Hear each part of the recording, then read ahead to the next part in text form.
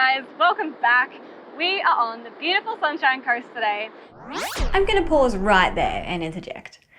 Yes, this video is about shooting B-roll outside, but you know I never pass up an opportunity to talk about the importance of good audio.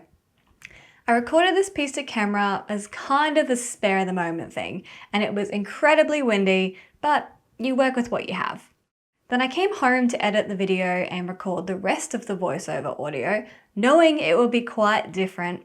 However, there's one thing that really bothered me about how different the audio was. Now, I could spend time cleaning up that audio from outside, and I could probably get away with it if I used it consistently all the way through the video, because it's contextual.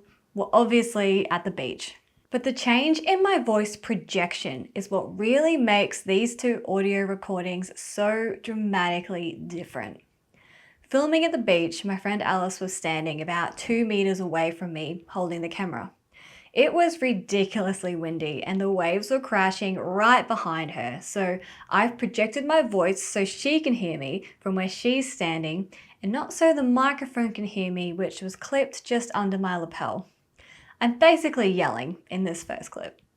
When I came back to the office to record the rest of my audio using my beautiful podcasting microphone, which was literally 2 centimeters away from my mouth in a dead quiet room, I obviously didn't need to project my voice very loudly.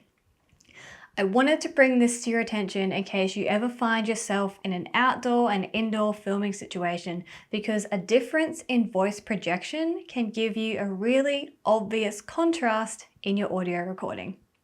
It isn't always possible, and like I said before, we work with what we have available at the time.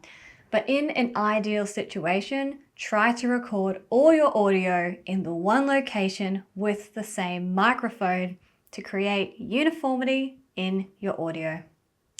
Now that I've relieved that information from my conscience and I've told you that I'm using yet a third audio setup in the one video, do as I say, not as I do. Let's talk about B-roll.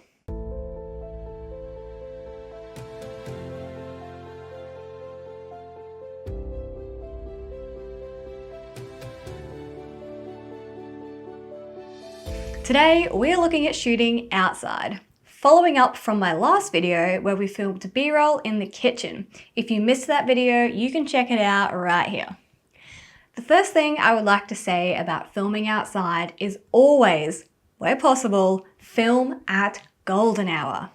Sunrise and sunset are going to give you the most beautiful lighting to film under. No further explanation needed there. Ready to jump into some composition and style techniques? I'll see you at the beach. Let's start with the rule of thirds. The rule of thirds is a way to structure your composition where the image is divided evenly into thirds, both horizontally and vertically, and the subject of the image is placed at an intersection of those dividing lines or along one of the lines itself. Very technical, I know, so let's break it down. Using the rule of thirds to frame your shots is an easy way to achieve balance and visual appeal. A centered horizon line essentially cuts the image in half, and it makes it difficult for the eye to identify where the primary focus of the image is, or to be able to flow naturally around the image. When you align the horizon with either the upper or lower thirds lines, it makes it clear what element of the image is the primary focus and creates a natural balance to your shot. In essence, whichever element receives more space in the image, sky or sea in the case of these shots, will be perceived as the most important aspect by the viewer. Placing an object, a structure, or a person on the vertical third lines anchors your shot to one side or the other, and then allows your viewer's eye to travel across the image. Centering your subject makes them the absolute focus of the shot and leaves less room to encourage the viewer's eyes to look around. Depending on what style of shot you are going for, you can use either of these composition methods. The last thing I will say about the rule of thirds is to be aware of your subject's looking room. If your subject is a person, you ideally want more room in front of them than behind them. Having looking room in front of your subject will lead your viewer's eye back into the image, whereas looking room on the wrong side of your subject will lead the eye still to where it appears your subject is looking and take their eye right out of the frame. If it isn't already active in your camera app, you can go into the settings of your phone and turn on the rule of thirds grid guides to help you achieve great composition every time. Now let's talk about some filming techniques. When you are filming, use your body as an extension of your camera. Your shots will be so much more stable if you use your whole body to create the motion of your shot rather than just your arms or your hands. Using your whole body creates more leverage and an anchor for your camera for more fluid motion.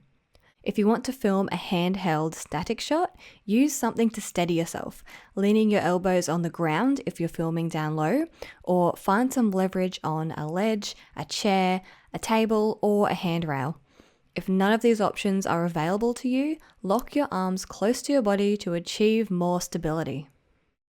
Look out for your shadow sneaking into your shot when you're filming out in the sun. It sounds obvious, but it's easy to become so focused on the subject of your shot that you don't notice your shadow creeping in. I will quite often do a test shot to see if anything is going to go wrong or if there's anything crazy going on in the background before I shoot the real thing. It can be hard to see these things on small screens, so even if you record a shot, look back on it, check to see if there are any shadows or crazy things going in the background. That's a much safer way to make sure you get the shot that you desire. Get low. Seeing the world from down low gives a totally different look to the shot than seeing it from standing. In our day-to-day lives, we don't often crouch down and see things from the perspective they rest at. Filming things this way can change the whole look of your video. Filming more creatively is all about asking yourself how you can show your audience a perspective they may not ordinarily be able to see.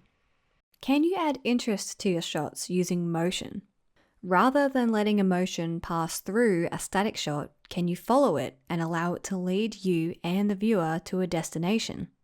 Giving the viewer clues that the shot is going somewhere sparks that intrigue part of the brain, and they will want to see the shot through to find out where it's leading to.